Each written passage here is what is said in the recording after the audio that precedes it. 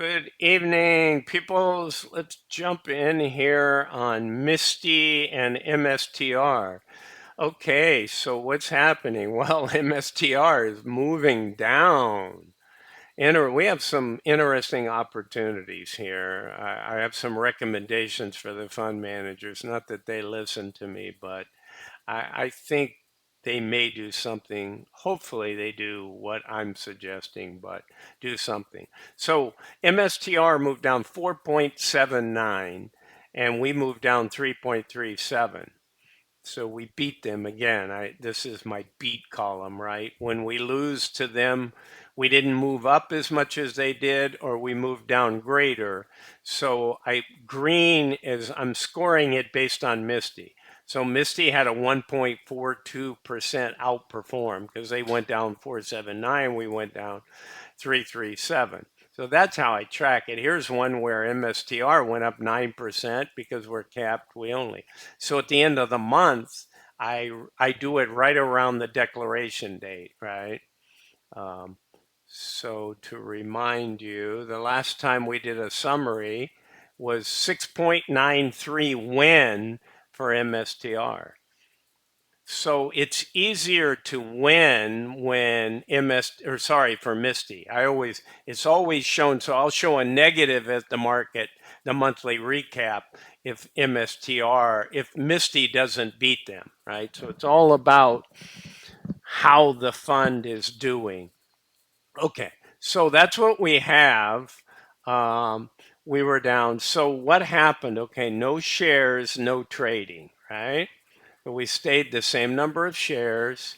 Money didn't really change a lot, minus 590, minus 595. So that's just treasuries and movement, and they might have moved some cash to treasury. So what's our setup position? Well, so no trades. Our setup is we're 10.66 and 12.2. So we look fabulous. So here's where I'm going to lead into a recommendation. Okay. Now remember, this is a volatile asset class, but my idea is you're now completed 2 trading days, right? 29 and 30. Okay. So you've captured 88.69%.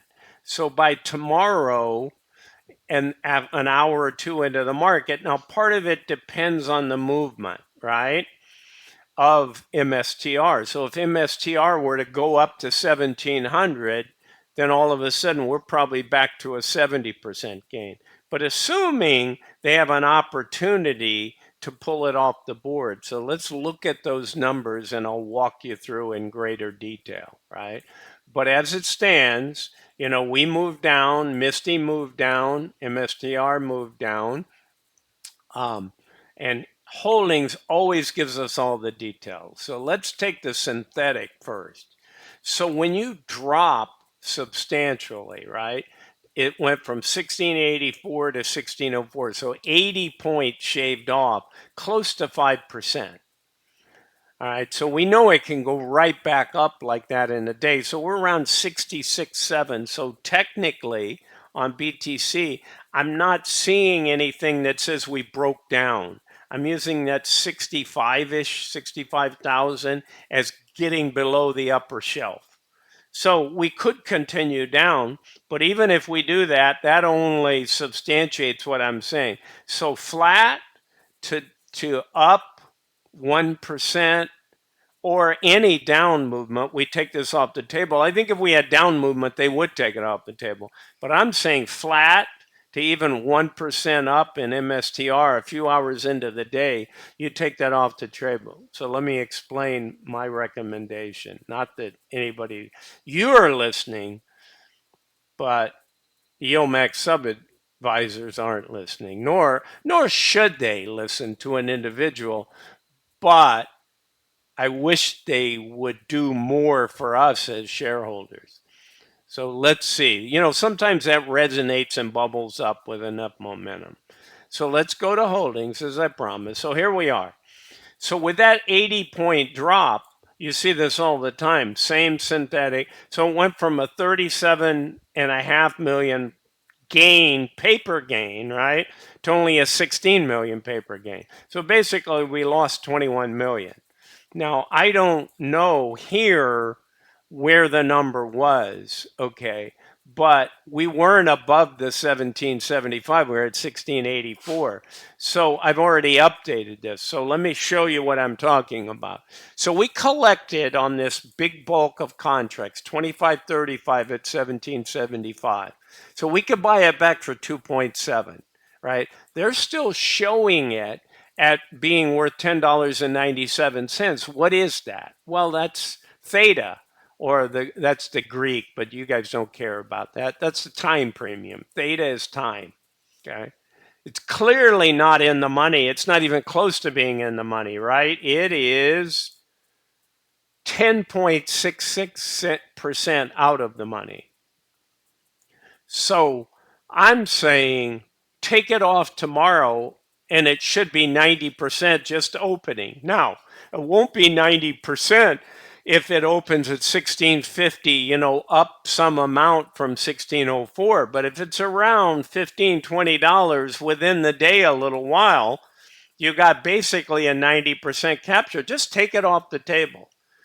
Not because I think that we're going to run by it. Why not write another one this week or a higher price out and collect more? So you want to be an active manager? Be an active manager. So I came up and I looked these up. But again, I wanted to paint it. If this thing opens up back to 1684, it might not be a good strategy, right? But it might be if it's 75 and you get a sense it's going to run past 1775. Maybe you take it off the table and wait till Friday to write your new one. But under my scenario, I'm saying, under my scenario, you would take it off. And then what do? Well, you still have 2 more trading days, 2.5 trading days or more, right? Take it off in the morning. And for instance, you could write a 1775, you could write a 1700. Now, part of this is where is it? Does it stay around 1604? Does it stay around, 1610? As long as it's down where it's at, you could go out and get 20 something dollars with 2.5 trading days and write it at 1700. If we're still at 1604 going into Wednesday's close, then you took this off the table. Maybe you bought it back at 10, 9, something, right? But you got 90% of what you can get. So you can do the math and this drops down, right, to maybe 2 million, 2.1. But now you're writing it at 1700 or something, which I just looked up based on 1604. Now that may drop to 22 at 1604 tomorrow, right? A little bit less time premium. But the point is, you could do something like that, lower your strike to where you're still, okay, 1700 for instance, if you put that in here, it's still 6% out of the money with 2.5 trading days. So that's viable to me to get, I buy something back for 9 and I write at 23. I can get 14 points. I'm actively managing to get more cash. Okay. Now, I wouldn't fault them if they said, okay, if they were talking to me and they said, or somebody, and said, yeah, but how about we just go ahead and go out to 8, 9? We got no earnings. We got nothing going on, and use a higher strike price. I'm all for that. So I looked up like a 1785. Now we're, 11.3% out of the money, assuming a 1604, right? And we get $35. But now we got 7.5 trading days, but and we could run by that. But again, if we run by that, maybe it's only a little bit and we've got massive upside here, right? That gets us back to the 37 million gain there. And I don't think we would blow by that. Again, I can't tell you I know what it's going to do. But to me, active management means considering some of these kind of scenarios. Not only just buying it back, but what are you going to do when you buy it back? So I got no fault with them going ahead and writing another one out here. Let's see if they look at what I say. They could go 1800, but it drops the payment out, right? I looked up 1800, and right now that's trading with a bid and ask of 30 and 37. Whereas the 1785, actually, that's okay. The 1785 has a 33 by 40. So I like that. I'd say just go 1800, and then you're a little bit bigger percentage out of the money, and you can get $30 at probably minimum. Okay, but you're going to be a little bit more out of the money. You're going to be 12 or something like that. Actually, I can go here and tell you. If I go back to the week, we already have an 1800. We're 12.21. So I'm saying possibly do that. Now, the question becomes, do they want to do that on this? This is so small that I'm less concerned. They got 74%. Let it go for right now. But this is a lot of contracts, right? And if you can buy it back for $9 tomorrow, even $10, and you have a 90% gain, then go try to get 30 something dollars out next week where you're still 12% out of the money. Now, granted, you got 7 days. So they have to be actively managing it. So you see down here, what, this is an up and down, up and down. Well, you got to play it like up and down, up and down. Okay. When you get a gain, take it. Okay. Because this thing could fly. Yeah, I know. I'm saying write it out there. I've even said, write a 1775 and get $20 if you can till this Friday. I kind of like that strategy better because the odds don't favor it running to 18 or 19 in the 2.5 days. Again, anything can happen. And you get a little more income. And then on Friday, roll your next one, right? I know some people say wait till Monday with BTC, and that's not a bad thing either because Bitcoin trades. So they may want to think about doing, the Monday and just give up Friday and wait and see what it does over the weekend. That's not a bad strategy either.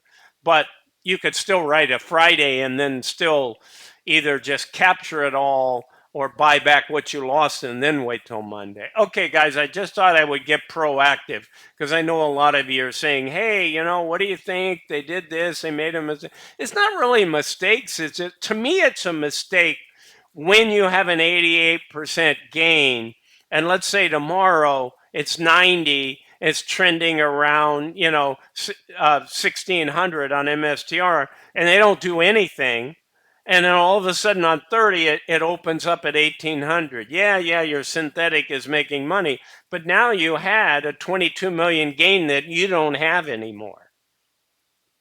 So that's all I'm saying is it's a highly volatile asset. All you have to do is look at it and see it. All right, let's go look at payouts, guys.